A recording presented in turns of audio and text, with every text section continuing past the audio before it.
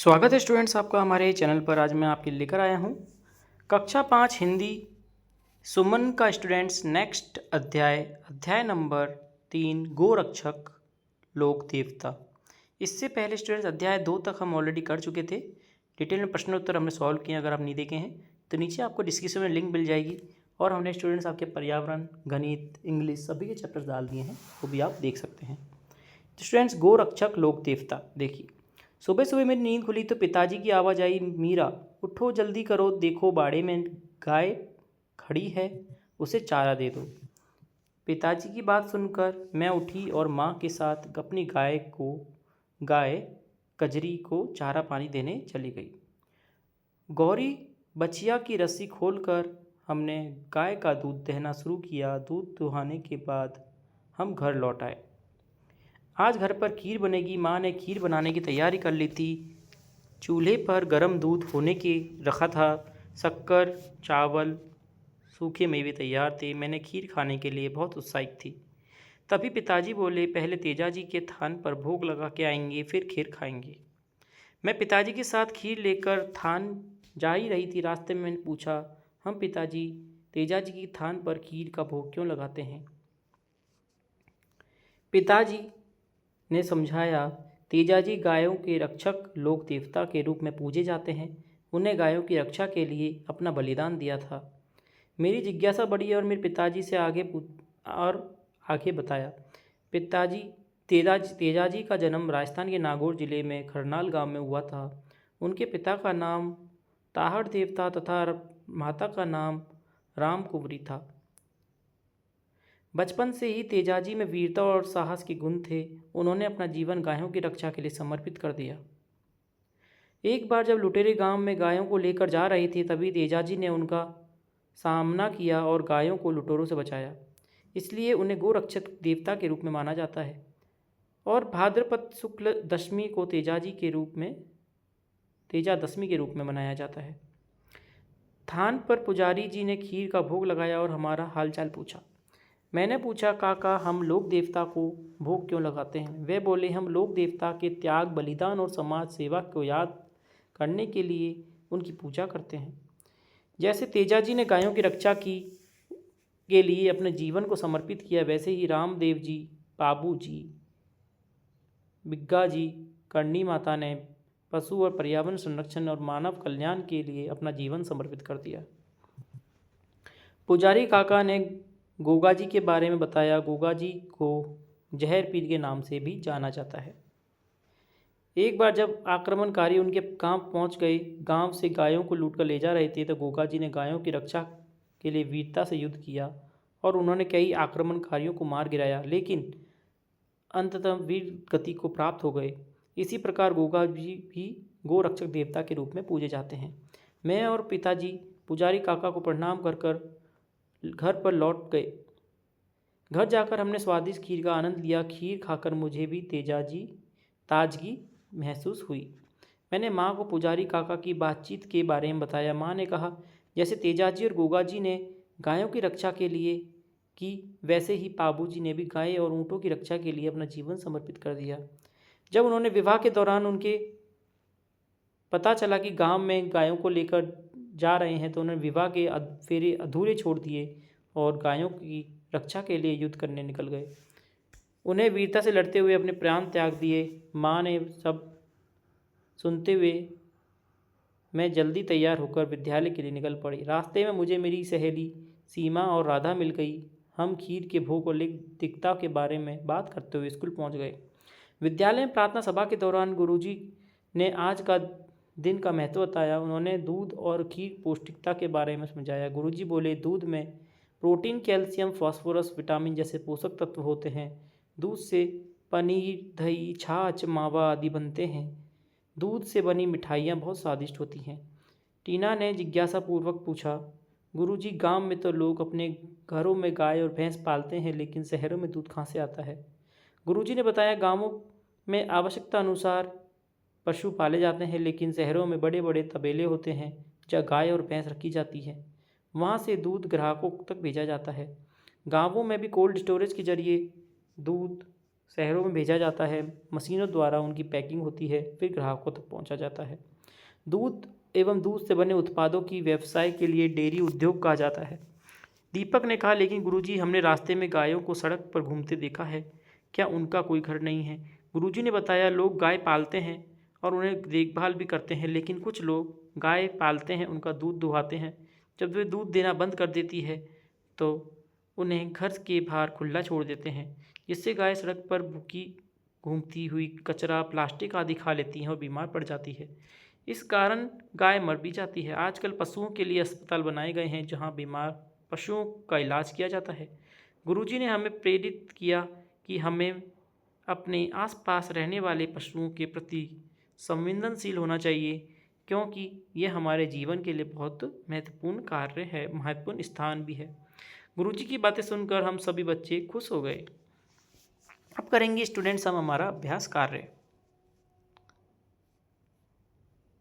सुबह उठते ही मीरा को पिताजी ने क्या करने के लिए कहा था?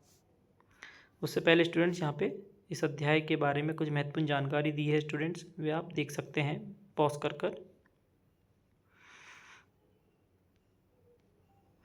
देखिए, सुबह उठते ही पिताजी ने मीरा से बाड़े में जाकर गाय को चारा और पानी देने के लिए कहा था। नेक्स्ट है, तेजाजी कौन थे? उन्हें गोरक्षक देवता क्यों माना जाता है? तेजाजी का जन्म राजस्थान के नागौर जिले के करनाल गांव में हुआ था। बचपन से ही तेजाजी ने वीरता और साहस के गुण थे। उन्होंने अपना जीवन गायों की रक्षा के लिए समर्पित कर दिया था, इसलिए उन्हें गोरक्षक देवता भी माना जाता है। नेक्स्ट है, विद्यालय में गुरुजी ने दूध से मिलने वाले कौन कौन से पोषक तत्व बताए? विद्यालय में गुरुजी ने दूध से मिलने वाले प्रोटीन, कैल्शियम, फास्फोरस, विटामिन जैसे पोषक तत्व बताए। नेक्स्ट है, खीर बनाने के लिए क्या क्या सामग्री चाहिए? खीर बनाने के लिए दूध, चावल, गुड़ या चीनी, साथ साथ में सूखे मेवे आदि चाहिए। नेक्स्ट है, पांचवा, आपके परिवेश में कौन से लोग देवी देवता पूजा की जाती है? आपस में चर्चा करके बताएं। आप अपने क्षेत्र के अनुसार लोक देवताओं की चर्चा कर सकते हैं आपस में स्टूडेंट्स। नेक्स्ट देखेंगे, सोचो और लिखो हैं स्टूडेंट्स। जहरपीर नाम के किस लोक देवता को माना जाता है? तो द उत्तर हो जाएगा गोगा जी। नेक्स्ट है, पाठ में आए इन शब्दों के अर्थ लिखें और वाक्य बनाना है। गोरक्षक मतलब क्या होता है? गायों की रक्षा करने वाला। गांव में दीनू चाचा एक सच्चे गोरक्षक हैं जो गायों की सेवा के लिए दिन रात तत्पर रहते हैं। बलिदान किसी महान उद्देश्य के लिए अपने प्राण या प्रिय वस्तु का त्याग करना। वाक्य में प्रयोग, देश की आज़ादी के लिए अनेक वीरों ने अपना बलिदान दिया है। समर्पित किसी निष्ठा भाव से पूरी किसी कार्य करने के लिए अर्पित कर देना समर्पित कहलाता है। वाक्य में प्रयोग, गीता प्रशिक्षण कार्य के लिए पूरी तरह समर्पित है। जिज्ञासा जानने की इच्छा।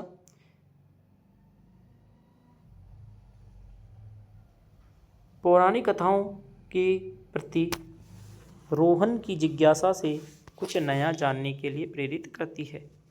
नेक्स्ट है, अनुमान लगाना है स्टूडेंट्स। यदि मीरा के घर में गाय न होती तो खीर बनाने के लिए वे कहाँ से लाती दूध? यदि मीरा के घर गाय न होती तो खीर बनाने के लिए दूध वे दूगिया मतलब कि दूध का व्यवसाय करने वाले अथवा डेयरी से लाती। आप पालतू जानवरों की देखभाल कैसे करते हैं? हम पालतू जानवर की देखभाल उन्हें समय पर चारा पानी देकर करते हैं। उनके बीमार पड़ जाने पर डॉक्टरों से सलाह लेते हैं तथा ज़रूरत पड़ने पर इलाज भी करवाते हैं। नेक्स्ट है, शहरों में दूध की व्यवस्था कैसे होती है? शहरों में कोल्ड स्टोरेज के जरिए दूध भेजा जाता है। दूधिया लोग मुनाफा लेकर शहरों में दूध पहुंचाते हैं तथा शहर भी बड़े बड़े तबेलों में गाय भैंस रखी जाती है जिससे दूध प्राप्त होता है। नेक्स्ट है, नीचे देखिए मुहावरे दिए गए हैं, हमें उन्हें बातचीत कर अर्थ पता लगाना है, वाक्यों में प्रयोग भी करना है। दूध की नदियाँ बहाना, संपन्नता होना। पुराने समय में हमारा देश इतना सक्षम था कि यहाँ पर दूध की नदियाँ बहा करती थी। दूध का दूध, पानी का पानी, न्याय करना। न्यायाधीश दोनों पक्षों की बात सुनकर दूध का दूध, पानी का पानी कर दिया। नेक्स्ट है, नीचे दिए गए वाक्यों में एक वचन और बहुवचन बदलकर पहचानना है, वचन बदलकर पुनः लिखना है। गाय खेत में चर रही थी, एक वचन है, वचन बदलेंगे, गाय खेतों में चर रही है, बहुवचन में। बच्चे दूध पीते हैं, बहुवचन है, बच्चा दूध पीता है, एक वचन है। मंदिर में दीपक जल रहा था, एक वचन, मंदिर में दीपक जल रहे थे, बहुवचन। नेक्स्ट, पुल्लिंग स्त्रीलिंग पहचानना है और लिंग बदलना है। पिताजी कहानी सुना रहे हैं, पुल्लिंग है। माताजी कहानी सुना रही है, स्त्रीलिंग है। मालिन माला बना रही थी, स्त्रीलिंग। माली माला बना रहा है, पुल्लिंग। गाय चारा खा रही है, स्त्रीलिंग। बैल चारा खा रहे हैं, पुल्लिंग। बंदर पेड़ पर कूद रहा है, पुल्लिंग। बंदरिया पेड़ पर कूद रही है, स्त्रीलिंग। नेक्स्ट है, नीचे दिए गए वाक्य कार्य के अलग अलग समय में होने की जानकारी देता है, इसे काल कहते हैं। जैसे रतन कल स्कूल जाता था, रतन स्कूल जाता था, भूतकाल। राधिका स्कूल जाती है, वर्तमान काल। विशाल स्कूल जाएगा, भविष्यकाल।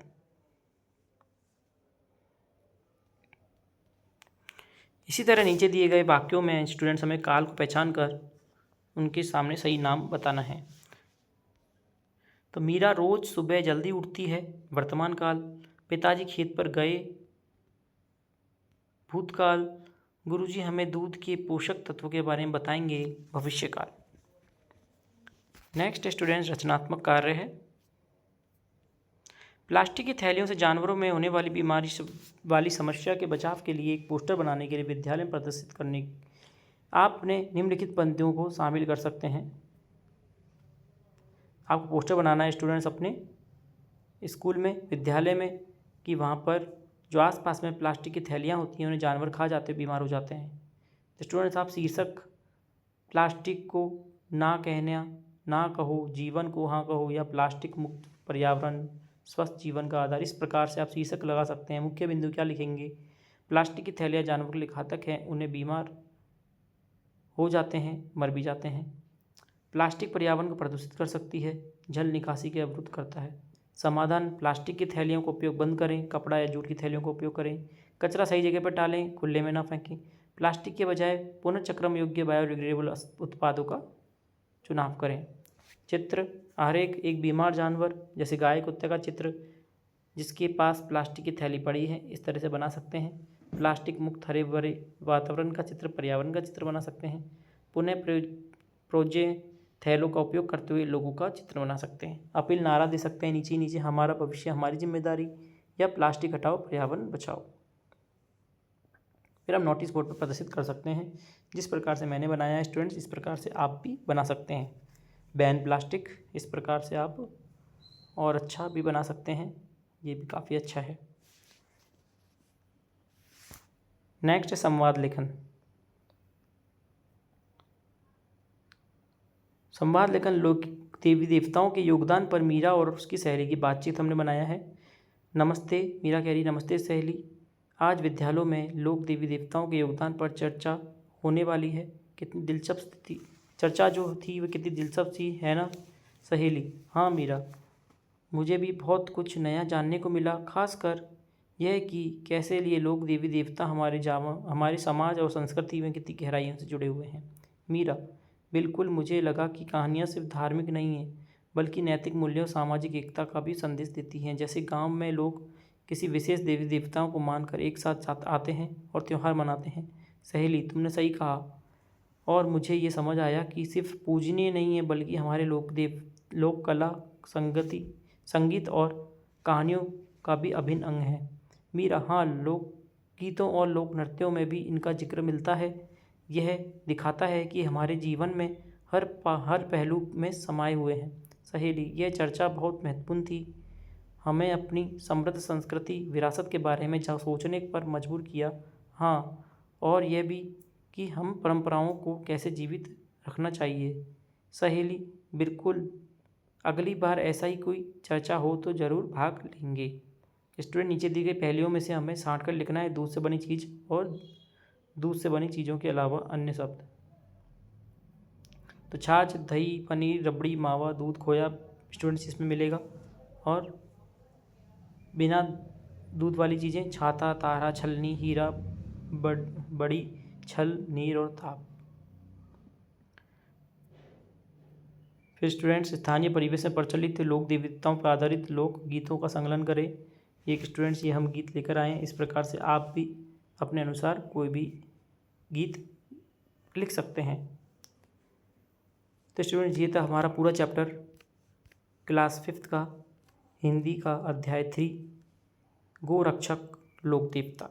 इसी प्रकार आगे से भी हम इसी प्रकार से पूरे डिटेल में सॉल्व किया जाएगा हर चैप्टर को। तो जुड़े रहिए चैनल से, लाइक करें, शेयर करें, सब्सक्राइब करें। धन्यवाद।